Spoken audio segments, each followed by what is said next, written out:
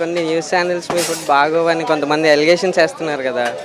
అమ్మా కొన్ని news channels మీ food బాగోదు అని చెప్పి కొంతమంది అన్నారు కదా. దాని గురించి అప్పుడు మీరు ఎలా ఫీల్ అయ్యారు? ఏమో నాన్న, నేను మీరు ఇప్పుడు చెప్పేదాకా నేను చూడలేదు, నాకు తెలియదు కూడా. తెలియదు కూడా.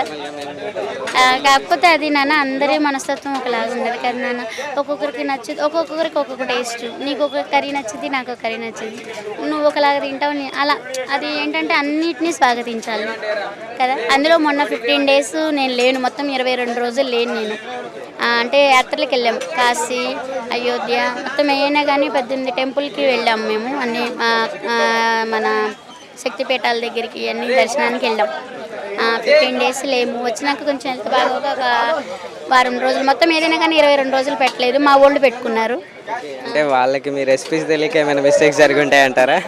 అది చెప్పలేము. వాళ్ళు బాగానే చేస్తారు. నన్ను ఎప్పుడూ ఎవరిని తక్కువ చేసి మనం మాట్లాడకూడదు. ఎవరికి ఉండే మీ రెసిపీస్కి వాళ్ళు చేయడానికి ఎంతో కొంత వాళ్ళు బాగానే ఉంటారు, వాళ్ళు బాగానే వండుతారు.